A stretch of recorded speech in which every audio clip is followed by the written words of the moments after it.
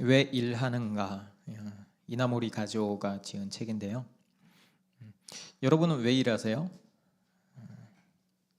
이런 생각 한번 해본 적 있으세요? 이거 조금만 줄여주세요. 너무 하울링이 생겨요. 네. 앞으로 내 삶은 어떻게 될까? 이 길이 정말 맞는 걸까? 아니면 조금 더 구체적으로 내가 5년 후에도 10년 후에도 지금 이 일을 하고 있을까? 저는 이 질문 많이 했던 것 같아요. 우리는 지금 한 치 앞도 내다보기 힘든 이정표 없는 시대를 살아가고 있습니다. 왜 일하는가의 저자 이나모리 가지오가 이렇게 이야기를 해요. 사람은 일생을 살아가는 동안 일을 하는데 가장 많은 시간을 쓴다고 말합니다. 그런데요, 요즘에는 일하는 의미와 그 목적을 잃은 채 하루하루를 살아가는 이들이 너무나 많다고 합니다. 정말로 주변에 보면 일 자체를 싫어하는 사람도 너무 많고요. 그리고 힘든 일은 웬만하면 피하려는 사람들도 적지 않습니다. 죽을 힘을 다해서 일하기보다는 그냥 부동산 투자, 주식 투자 이렇게 편하게 돈 버는 삶을 굉장히 바라죠. 그래서 로또 사서 1억 천금 거머쥐는 꿈을 꾸기도 하고, 그래서 많은 사람들이 일찍 은퇴해서 욜로 이렇게 살아가는 것을 꿈꾸고요. 그리고 그게 인생의 목표입니다 라고 당당하게 말하는 사람이 너무 많이 있습니다. 솔직히 말하면 일하기 싫은 거죠. 그렇죠? 일하기 싫은 거죠. 먹고 살기 위해서 어쩔 수 없이 회사에 나가고, 그러니까 가능하다면 힘든 일은 좀 피하고 몸도 좀 마음도 좀 편하게 일하고 싶은 거죠. 저자가 우리한테 물어봐요. 세상에서 태어나 단 한 번뿐인 귀한 삶을 사는데 지금 당신은 정말로 가치 있는 삶을 살고 있습니까? 라고 말이죠. 저는 이 질문이 이렇게 들렸어요. 나는 무엇을 위해 일하고 있는가? 나는 무엇을 위해 살아가고 있는가? 정말 성공이란 무엇인가? 라고 말이죠. 성공이 뭘까요? 돈일까요? 직위일까요? 인정일까요? 아니면 또 다른 무언가일까요?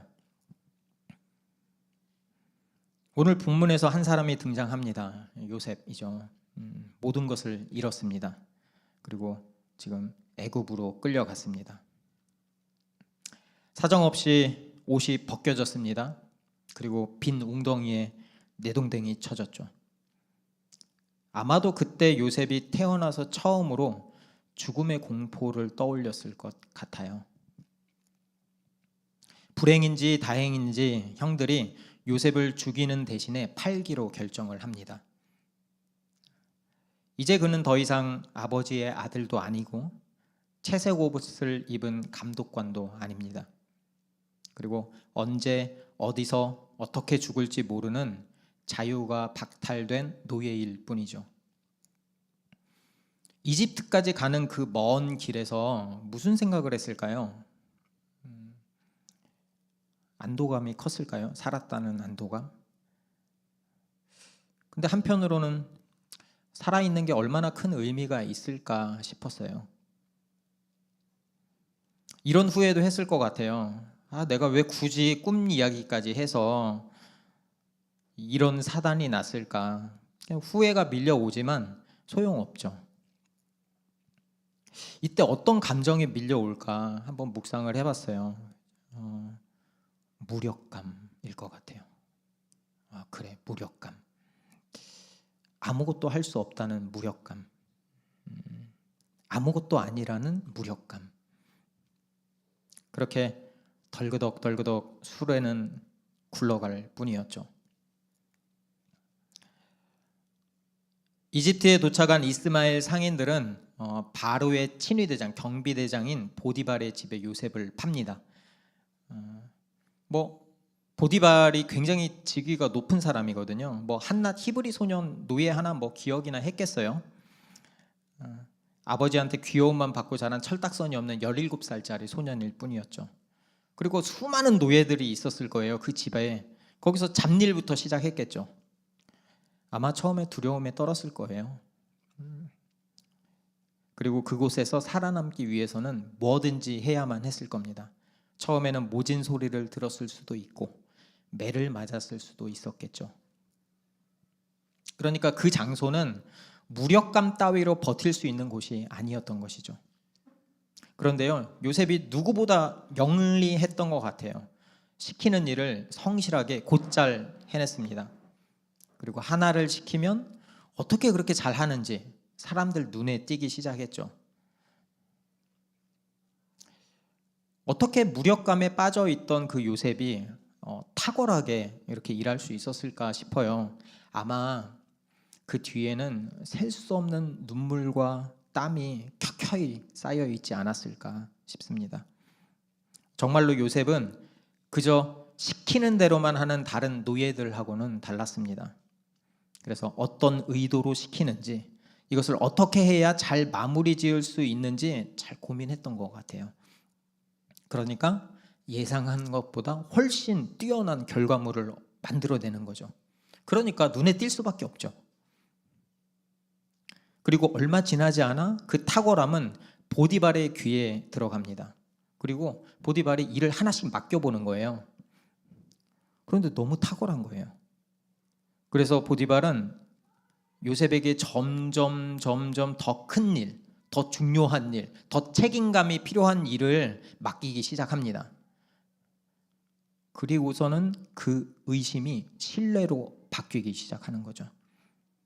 그리고 마침내 보디발은 요셉을 그의 오른팔로 삼습니다. 요셉이 도대체 어떻게 해서 이렇게 성공할 수 있었을까? 얼마나 탁월했기에 그런 건지, 아니면 정직하다라는 것만으로는 설명하기 힘들죠.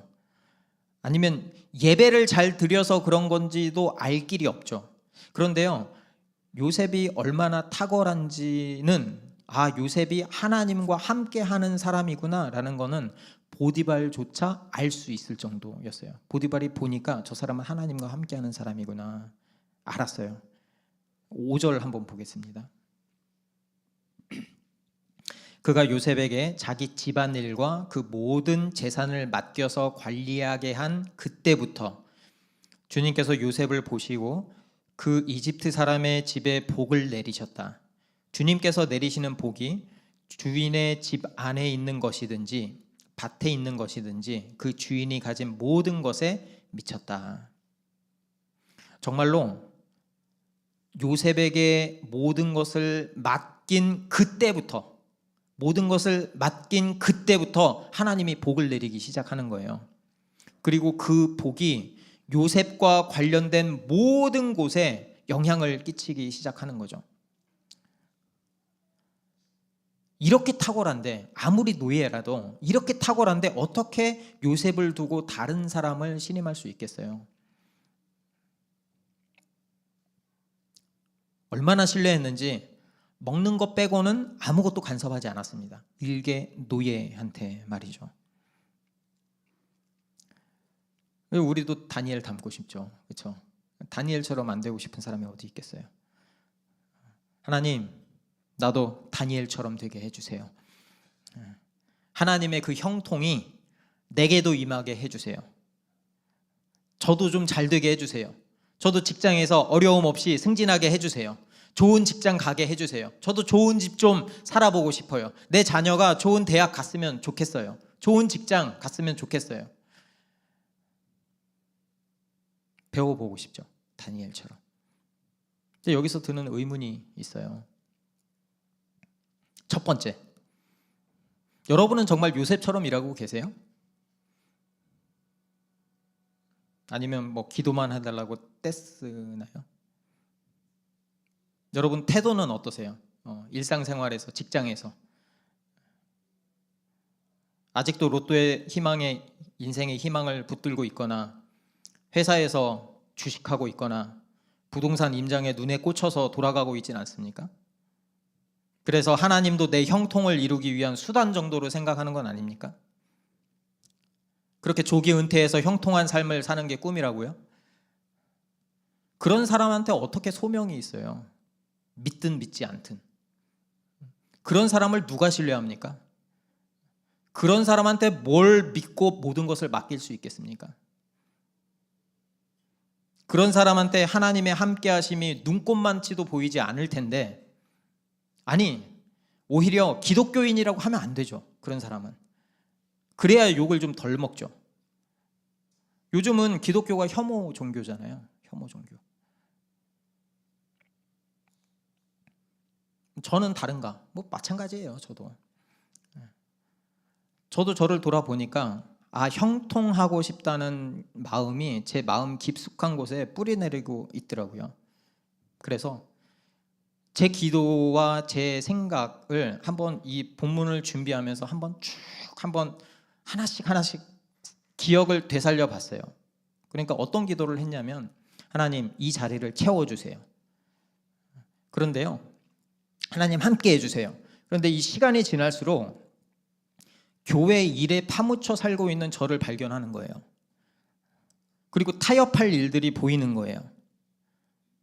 그리고 저도 아내도 사역이라는 일에 치여가지고 한순간도 쉴 틈이 없는 거예요.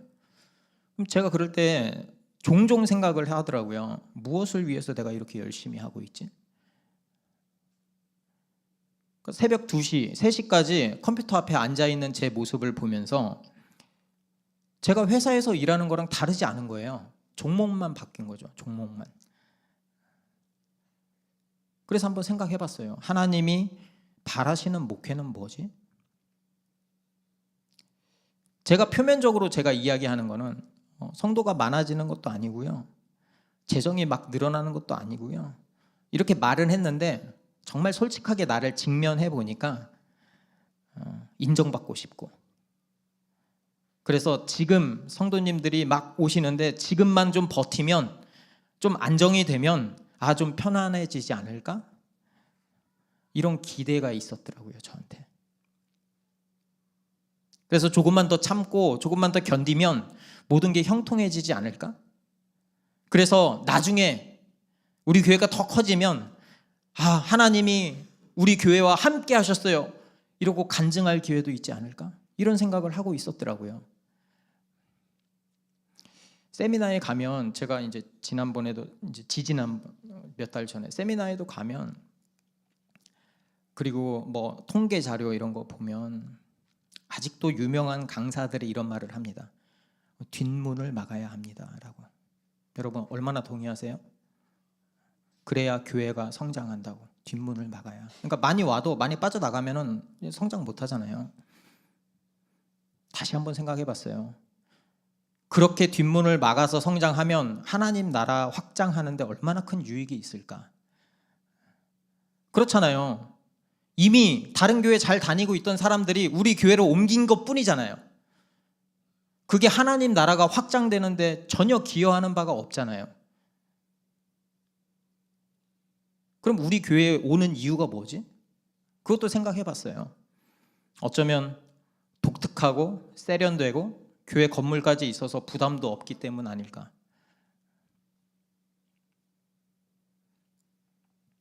만약에 그렇다면 대형 교회를 선택하는 것과 우리 교회를 선택하는 것에 어떤 차이가 있을까? 없죠.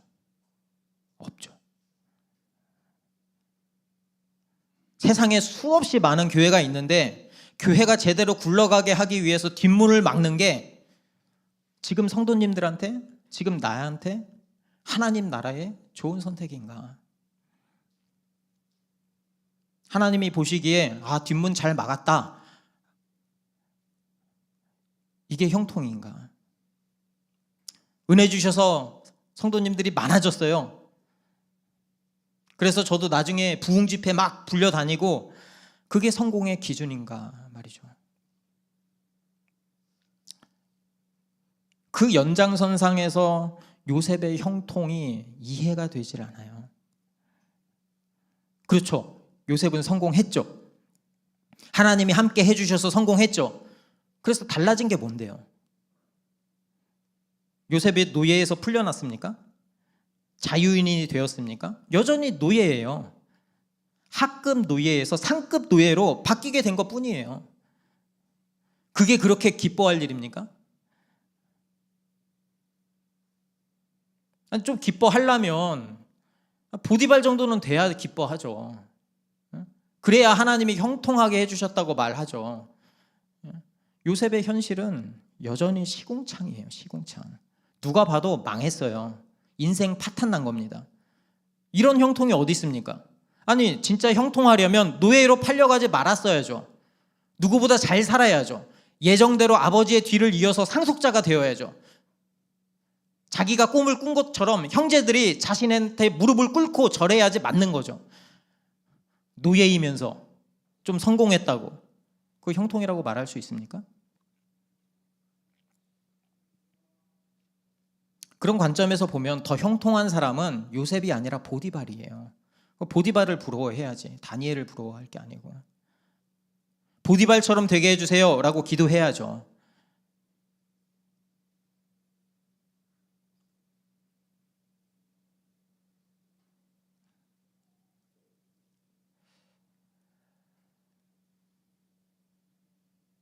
그의 성공과 형통을 통해 이방인이 다니엘을 보면서 야, 진짜 하나님이 복을 주신다. 야, 하나님이 진짜 복을 주시는구나. 그러면 우리는 그렇게 생각하는 거죠. 야, 우리도 일단 잘 되고 봐야 되겠다. 다니엘처럼 총리 정도는 돼야 좀 어디서 복음도 전해도 좀 끝발이 먹히고 하지. 내 삶이 뭐 노예같이 뭐 내세울 거 하나도 없는데 이거 갖고 뭐 어떻게 전도를 하겠나. 이렇게 생각하는 게 더 합리적인 접근 아닙니까? 근데 본문에서 좀 특이한 점이 있어요. 그 2절에서 3절 보면 이렇게 말을 합니다. 주님께서 요셉과 함께 계셔서 앞길이 잘 열리도록 그를 돌보셨다. 요셉은 그 주인 이집트 사람의 집에서 살게 되었다. 그 주인은 주님께서 요셉과 함께 계시며 요셉이 하는 일마다 잘 되도록 주님께서 돌보신다는 것을 알았다. 함께. 근데 여러분 성경을 잘 읽어보면 요셉이 나중에 총리가 되었을 때는 함께 하셨다라는 단어가 나오지 않습니다. 요셉이 지금 가장 미래가 불확실한 이때 함께라는 단어가 등장해요.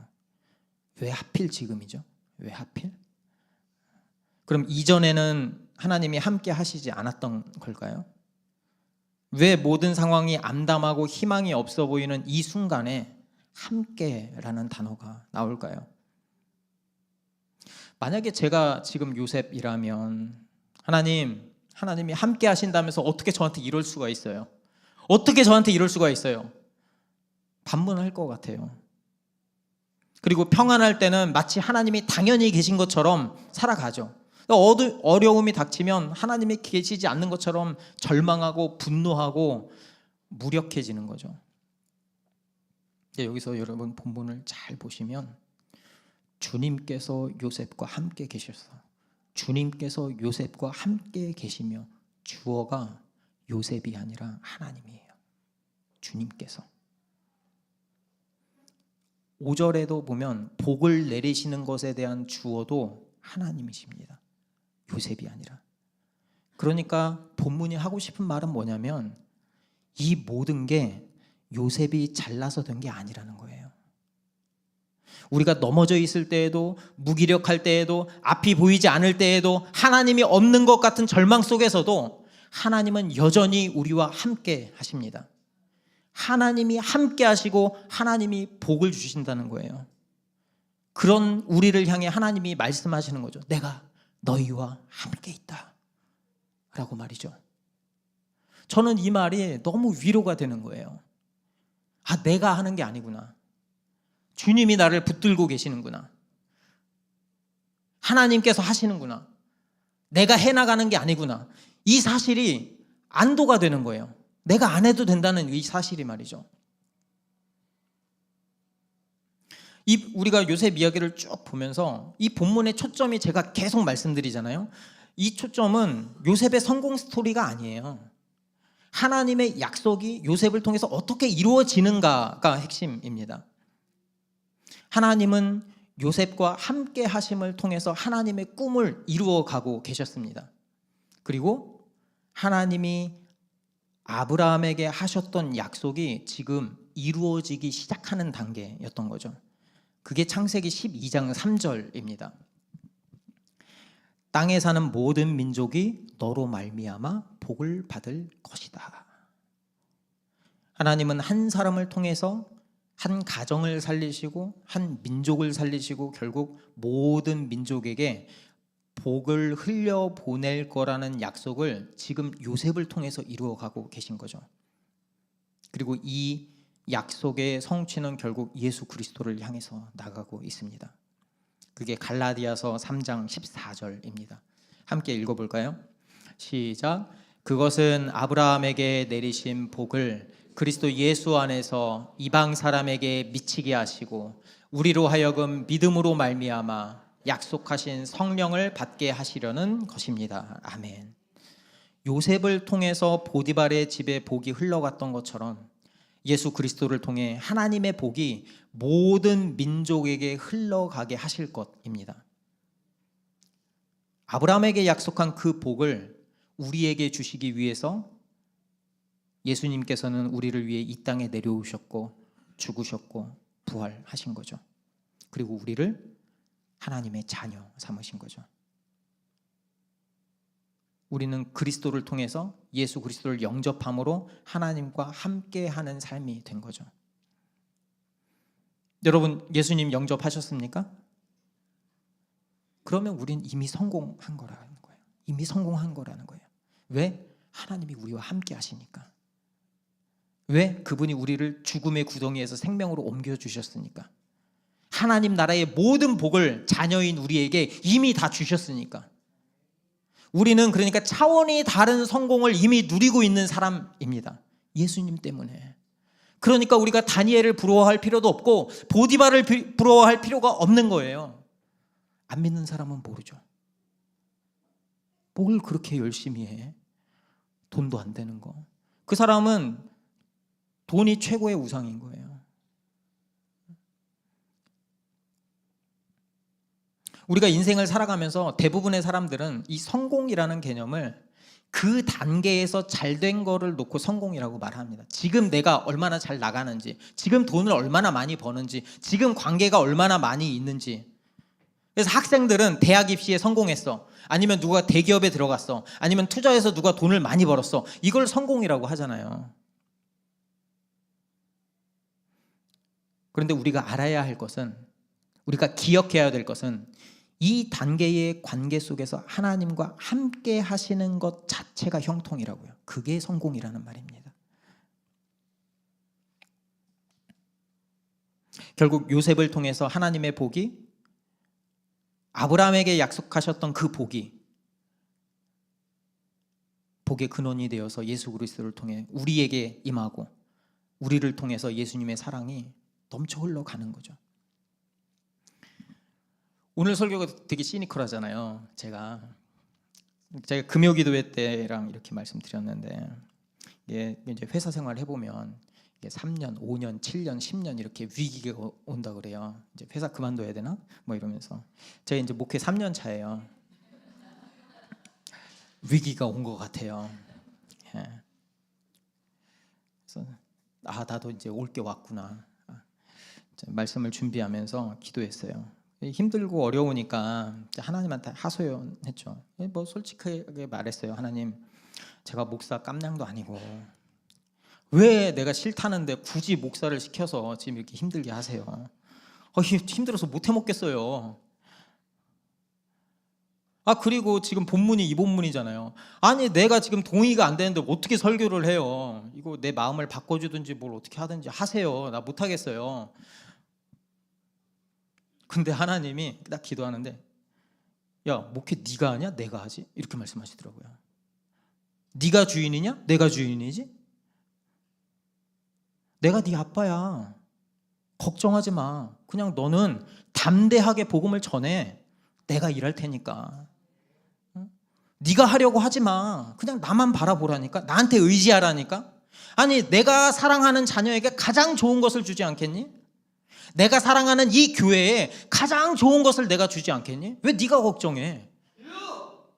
아멘. 여러분, 그리스도인은 하나님이 함께하는 삶을 형통이라고 부를 수 있어야 돼요. 그리스도가 나와 함께 하시기에 그 자체가 복이라고 고백할 수 있어야 합니다. 그래서 우리가 이 시간에 생각과 마음을 하나님께 집중하기를 바랍니다. 내 안에 계신 그 예수님의 마음이 무엇인지를 우리가 찾기를 바랍니다. 하나님의 은혜가 내 안에서 그렇게 발견될 때 우리가 모든 삶의 복의 근원이 될 것입니다. 그리고 그 궁극적인 지향점이 뭐냐? 결국 한 영혼 살리는 거예요. 한 영혼 살리는 거. 그러려고 교회가 있는 거예요. 그렇기 때문에 교회는 생명을 살리고 생명을 키우는 곳이어야 합니다. 정말로 교회는 하나님의 필요를 채우는 곳이 되어야 합니다. 성도 한 명 한 명이 예수 그리스도의 마음으로 한 영혼을 바라보고 한 영혼이 예수를 만날 수 있도록 초점을 맞추는 곳이 바로 교회여야 합니다. 우리의 모든 노력과 행함이 하나님의 나라를 세우는 것에 초점이 맞춰져 있어야 돼요. 우리끼리 즐거운 조직이 아니라. 우리가 지금 연합성경학교가 올해 3개 있습니다. 키즈, 틴즈, 그리고 정교인 수련회. 여기서 바라는 것도 이게 프로그램이 아니에요. 바라는 것 딱 하나예요. 이 다음 세대가 여기서 예수님 만났으면 좋겠다. 한 명이라도 모든 걸 버리는 한이 있더라도 예수님 만났으면 좋겠다. 그래서 우리가 다 그 마음으로 한 마음이 돼서 한 영혼을 섬기는 거예요. 얼마나 비효율적이에요. 얼마나 낭비예요. 여러분, 예수님을 믿는 우리가 바로 하나님의 그 필요와 통증에 관심이 있는 교회여야 합니다. 우리가 그 하나님의 그 아픔에 우리가 관심이 있어야 돼요. 그냥 돈 바라보고 그냥 돈 벌고 이런 거 말고요. 여러분 주변을 보면 정말 고난 중에 있는 사람, 고통 중에 있는 사람들, 아파하는 사람들, 경제적으로 어려운 사람들, 냉소적으로 보이지만 근데 정말 얘기해보면 정말 시니컬하고 부정적이고 냉소적으로 보이는 사람하고 얘기해보잖아요. 그 안에 두려움이 있어. 그 안에 두려움이. 예수님이 바로 그 사람들 바라보고 계신다고요. 우린 이미 받은 사람이잖아요. 받은 사람들, 누리는 사람들이잖아요. 하나님이 함께 하시는 우리는 이미 성공한 인생입니다. 그래서 우리가 정말 복음대로 산다는 게 뭔지 다시 생각해 보기를 원하고 우리 교회가 또 저를 비롯해서 그런 교회가 되기를 원합니다. 그래서 우리가 매 순간에 나의 상황이 어떠함에 좌지우지되는 게 아니라 나를 자녀 삼으시고 나를 끝까지 놓지 않으시고 가장 좋은 것을 부어주시는 그 하나님께 감사하며 찬양을 올려드리는 로고교회가 되기를 간절히 바랍니다. 우리가 찬양하면서 기도의 자리로 나아갔으면 좋겠습니다.